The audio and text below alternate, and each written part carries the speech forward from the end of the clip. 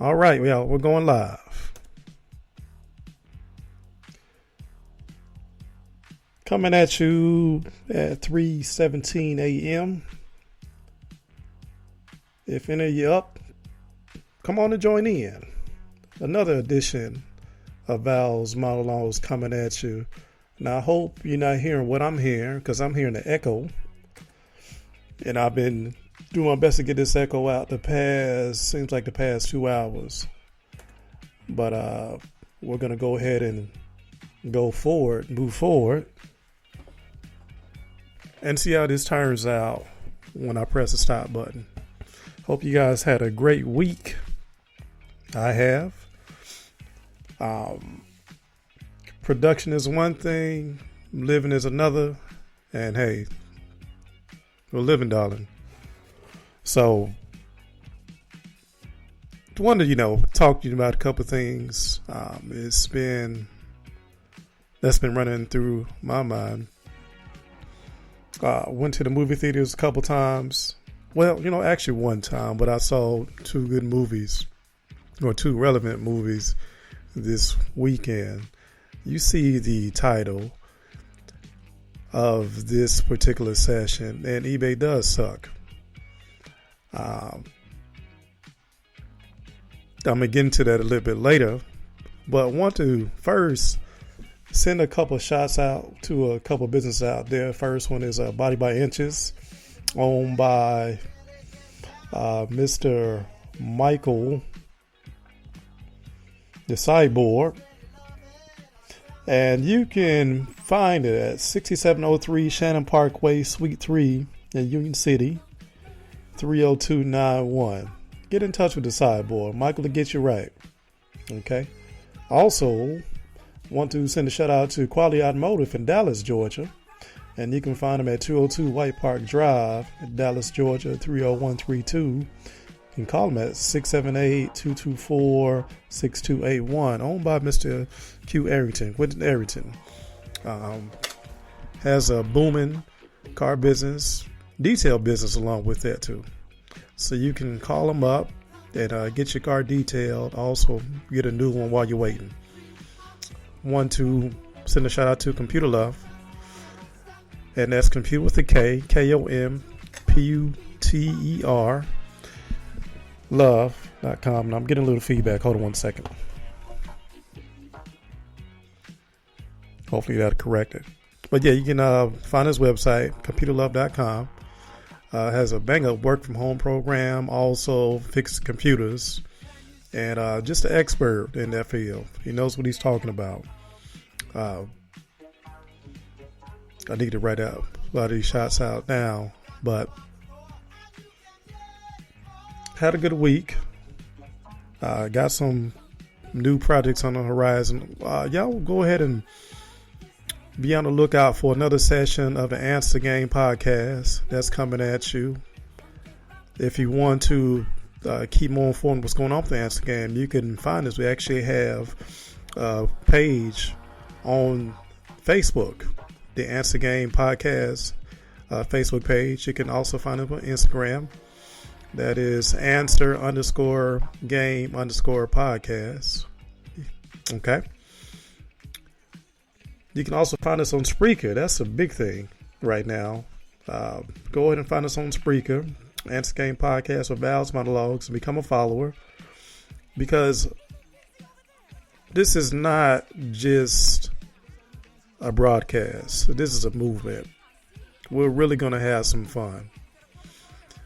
Starting right now. And if you want to, join in, you can join our chat on Spreaker /Answer Game Podcast. Or this one is Val's Monologue, sorry. So that's Spreaker.com. That's SPREAKER.com /Val's Monologues. And that's Val's 2 L's. VALL'_S Monologues. And come join in. We are very close, being capable of taking live calls. So that's going to be fun. I like this 70s music. It's a reason why I'm playing the 70s music, disco music today. Like I said, went to the movie theater and saw the new Guardians of the Galaxy.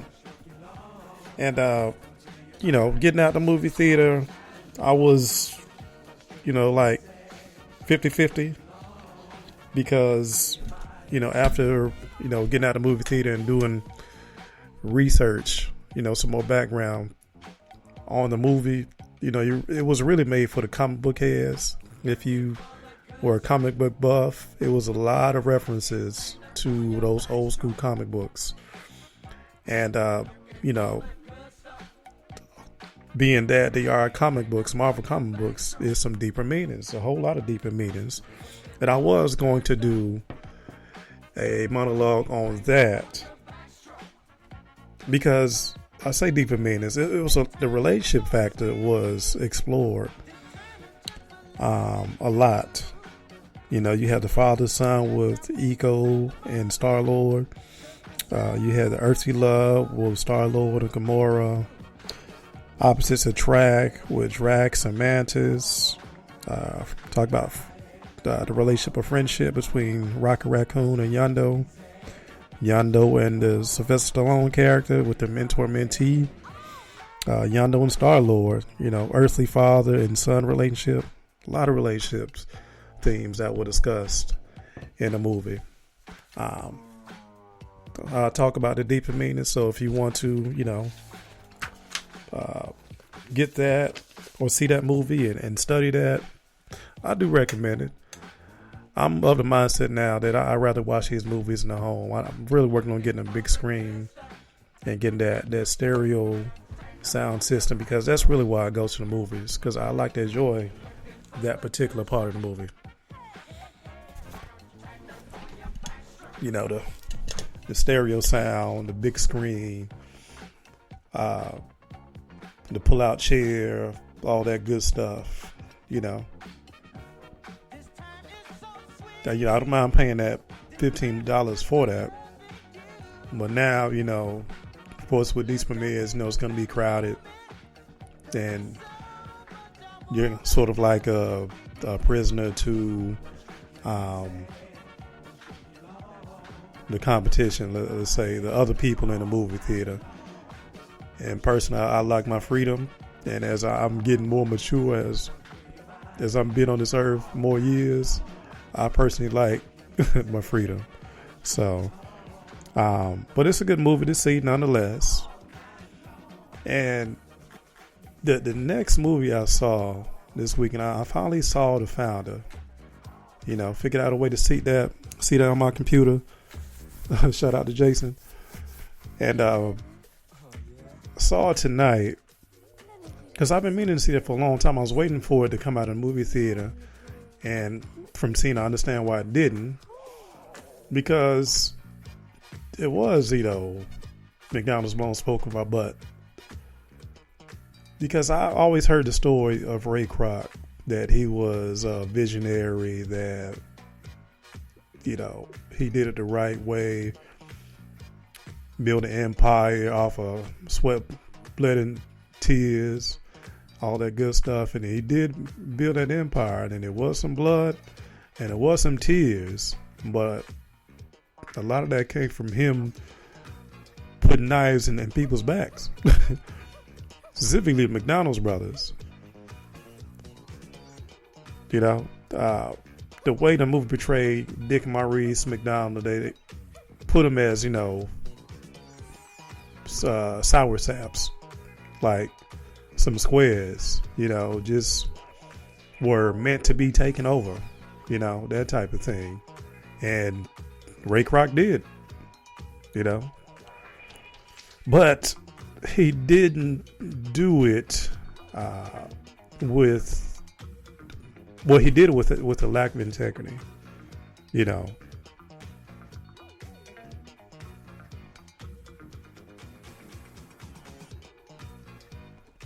taking a drink here.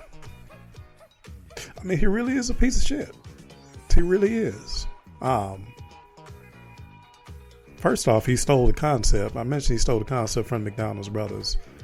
The movie had showed him selling the milkshake machines to the McDonald's brothers. That was his way of meeting them. Well, he met them on a humbug, because they portrayed him as this struggling salesperson, failing marriage and all that good stuff, which some of that is true. He evidently didn't have a good relationship with his wife. She wasn't the supportive type or whatever. I've heard that before. But he wasn't no struggling salesman. I mean, the man had an office, a secretary, had a house, and it wasn't like it was in a poor section, that type of thing. You got to have a sustainable. His wife didn't work also. You got to have sustainable source, some sustainable income coming in to have those type of necessities. Even back in the 50s, where they were selling those hamburger meals for 35 cents, they showed him scenes of taking his wife to those dinner clubs with his other rich friends. I guess they were wealthy friends because he couldn't relate to the old money because he was in the hunt. And they showed it to where when he partnered with the McDonald's brothers, he went out looking for franchisees, and his first couple of franchisees were his dinner club friends who were in a wealthy club. They spent their days playing golf while the investments did the work for them, and they just lived life. And he was the, roll the sleeves and get down and dirty type, because he was trying to establish a big business. But I skipped over a couple of things. When he met the McDonald's brothers, they actually brought him in to the business and showed him every aspect of the McDonald's business. How it ran, why it was so successful at the time. Just that one location, some of the industry seekers, they let them all in. And he mortgaged his house to become a part of that. Which, was cool. But the way the story goes, they realized after making them sign a contract that they were in business with the shark. And they figured that as long as they had that contract, as long as they had that piece of paper, they can control them. Well, it's like any other business, man. And I can't call them for, wanting to expand, knowing his worth, and doing as much as a piece of pie as possible. I guess it's really no, I don't want to say it's no honorable type of way, but it should be some type of ethics involved, and he showed no ethics. I mean, another way they really screwed around with him, with us, with the views of the movie, is the story of how him and Joan Kroc, who eventually Joan Smith, I think that's what she was, who she was married to before she left her husband and married Ray Kroc, because her husband was one of his new franchisees in Minnesota. And the way that movie portrayed how they met, I mean, the husband brings him to one of his businesses, to one of his restaurants. And as, they're talking, he notices Joan in a corner playing the piano. And the husband sees him noticing her. So the husband brings him over to meet him. And the way he's looking at her as a husband's talking, any other person, you punch him in the face. But they made it seem so magical and all this stuff. She ends up leaving the table, going back to play the piano. I guess, and plays his favorite song. He requests a song from her.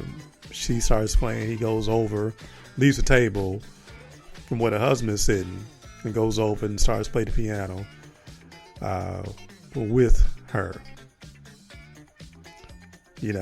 They showed it, I guess, the other important masterminds that helped Ray Kroc build the McDonald's business through cheesy ways or whatever. Real cheesy movie, you know. And then he sold bad food.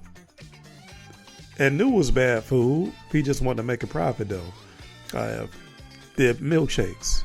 The milkshakes came to play because they were serving ice cream, but in order to serve ice cream, they had to have a refrigerator, a big refrigerator. And the cost of that, you know, was making them lose a lot of money. So Joan came with the idea to serve instant milkshakes where they wouldn't need refrigeration. And McDonald's brothers was like, no, because it's not real milk. You know, the McDonald's brothers were interested in running a good business that served good food, although fast, but good. Ray Kroc was just trying to make a profit, expand at any cost. Because they did show where the McDonald's brothers tried to expand first and almost killed one of the brothers. Well, this somewhere out, and the reason that one of the brothers caught a heart attack or caught a stroke was because the franchisees were trying to, you know, alter the way the business was set up. So, of course, I mentioned they did a contract with Ray Kroc this time around. Well, Ray Kroc figured how to get around that contract by going for the land under the buildings. And pretty much through that plan and through other alterations, end up taking the business from him. And of course, they showed where when he was moving in for the kill, as you can say, one of the brothers caught another heart attack talking with him. And Ray Kroc shows up to the hospital room to stick that last knife in him because he knew he had him, because he had the franchisees looking up at him for leadership, while I guess the brothers stayed in that one spot. So he pulled a power move at the hospital by giving the brothers a blank check. And they showed where when they were at the negotiating table with the lawyers, you know, eventually the brother gets out of the hospital, and when they're at the negotiating with the lawyers, I think the first agreed upon deal was $2.7 million,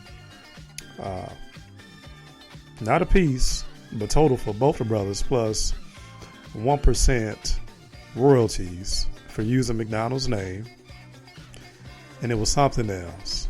But Ray Kroc was like, no, y'all give you $2.7 million, and we can do a handshake deal for the 1% royalties. And they showed at the end of the movie where, of course, McDonald's brothers are owed royalties, and it would total $100 million a year. And from my understanding, they haven't gotten too much of that. So Ray Kroc was a shark. Ray Kroc was, and I mean, his memory should be him as a shark. He stole the wife, you know, and they showed where he divorced his wife right when the business was about to get, you know, was about to take off. You know, he initiated divorce. And see, like I say, they throw that stuff in, figuring the audience wouldn't figure out that the first person that wants a divorce gets to determine what gets the upper hand with the court system. So in this instance, he gave his first wife, you know, the car, the house, and it was something else, but none of the business. And I've heard stories that she was a part of his first businesses, but when he proposed a McDonald's concept, she left him. Well, in this movie, they showed that she was with him, actually bringing him prospects to be franchisees. And when the business was about to take off, he divorced her. And they showed the lawyer saying that, she is entitled to part of that business. He was like, that's not happening. So he was a total shark, totally made calculated moves. And he pretty much showed the mindset of a capitalistic entrepreneur.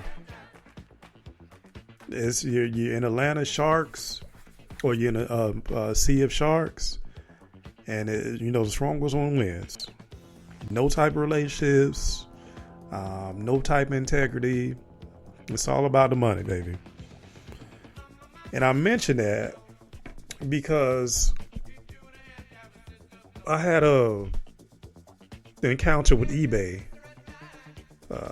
today,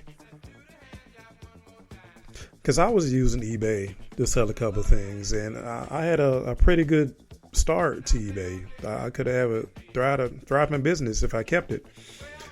But the reason I didn't keep it was because with eBay, understand, when you sell something, you do not want to have returns, because that can really cut into your profits, your times, and will really make the whole concept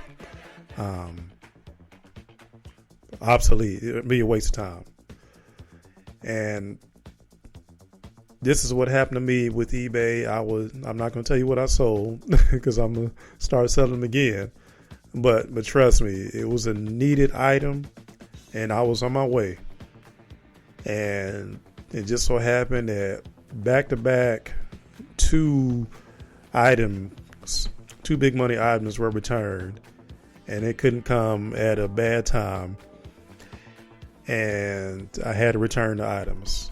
Well, in dealing with eBay, of course, you're going to pay those fees or whatever, whichever way. It's a cool system, whichever way. It's like the stock market. Whatever transaction, whether it's you're selling something, buying something, whatever, eBay's going to get their cut. So, of course, return's going to make their cut too. And at the end of the day, eBay's going to send you the invoice. Well, in this situation, my account was actually charged twice. Not just for my monthly fees, but for the two returns. And when I called eBay today, to make a long story short, the plan was to use eBay again to sell some more items, because like I said, they overcharged me. They actually charged me twice in return. And it's not like it's a big amount. I think it was like $56, but it's the principle, and I've seen these companies do it before. They, I guess, see an opening and they take advantage. Well, eBay saw that those two returns would really hurt my business, and I had stopped using eBay. And what did eBay do? They kept on charging me. So they charged my for the returns twice. Charged my account twice for returns, along with other fees, which ended up being $50 too much. So I let it sit there for a little while. And today I called eBay up to settle because I wanted to start using it again. And the first representative I talked to, she saw the mistake. And she was like, okay, we made a mistake. I'm going to send you another department so they can correct the mistake. In the meantime, I'm putting notes in the system. And please hold. That type of thing. So I hold, and I go to, I forget the name of the department or whatever. But the guy I talked to, well, first off, it was another lady that she sent me to. And, the lady, I couldn't get past the lady because I didn't know my security code, which evidently was erased because my account was suspended. So the lady puts me on hold and sends me to some department where I would get that straightened out, and also they would change the mistake. Well, the guy I talked to sees a mistake and puts me on hold 2 times. And the third time he gets back on the line and says, due to your accountant's collections, we can't correct the mistake, or we can't make the change. And of course, at this point, I'm getting heated. So he makes the point that since it was not handled in a timely fashion, that there was really nothing he can do because it wasn't collections. And I already know the game. I called the collection agency. They're going to charge me more and not care about what mistake is. They want that balance plus their fee. And I'm not even going to go that route, So I'm telling him this, and we're going back and forth. Or really, he's listening. And I'm making sure that he's listening because, I want to give him the business. I'm just going to keep talking till he gets mad. So finally, he transferred to his boss, and it's a he-she gets on. I say he-she because it was a woman, but, of course, she has that masculine tone to her. Like she was going to get to the bottom of this, and we're going back and forth. Sir, you didn't pay your bill. And I'm like, because y'all overcharged me, right? We're just going back and forth for a good, 10 to 15 minutes. Because I knew at this point that it wasn't nothing she was going to do. But I was just going to get on her nerves for, 10, 15 minutes. Just so hopefully I can ruin her day, right? And finally we get off the phone. I called a number back. Because eBay, that's another thing. When you make these requests on eBay, you have to request for them to call you. They're not giving no numbers out. So I get her to give me a number. And I have a number that I should put out there so that anybody else that has issues, you can call eBay. As a matter of fact, let me find it. Hold on 1 second.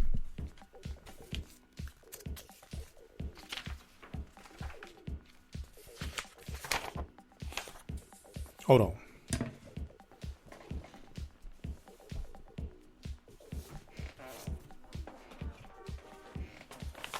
Where did I put that number?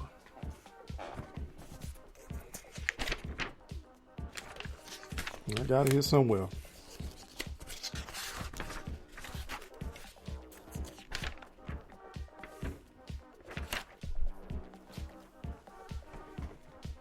Where did I put that daggone number?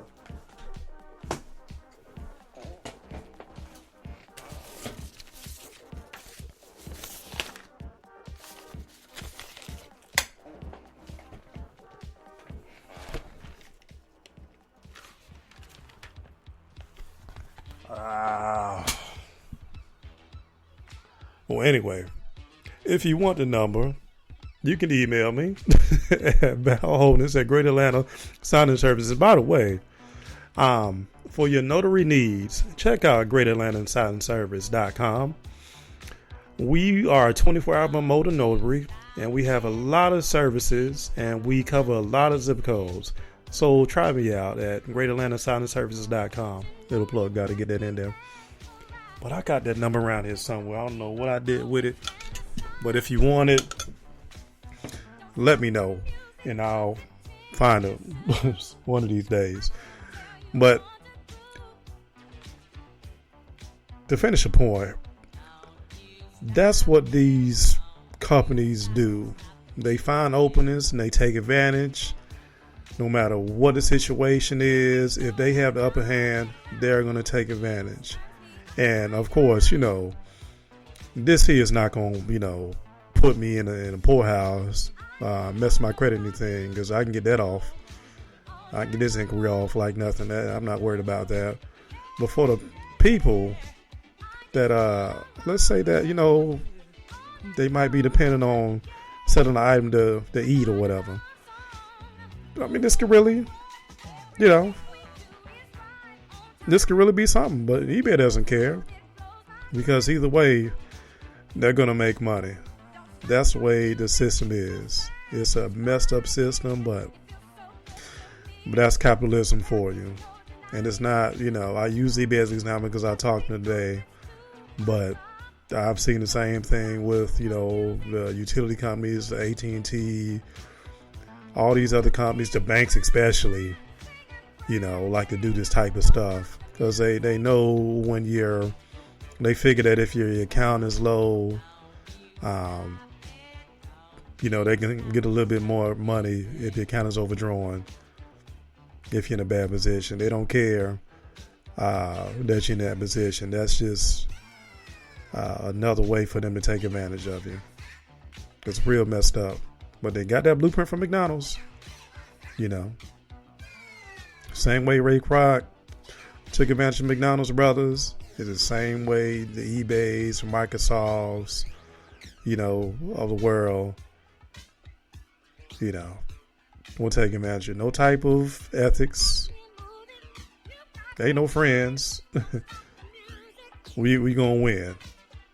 As a matter of fact, Ray Kroc mentioned that, if I'm playing my opponent on the battlefield and I see them hurt, then I will not hesitate to go over and put that hose in their mouth and put them out of misery. That's capitalism. Anyway, that's another episode of Val's Monologues. Be on the lookout for another episode of an Answer Game podcast. We're going to have a good time. I can promise you that. Also, if you want to chat, what do you think about capitalism? About getting rich? Would you sell yourself out? Or how far would you sell yourself out to become wealthy? This is a question we got to ask ourselves. Thanks again, guys. Have a good night.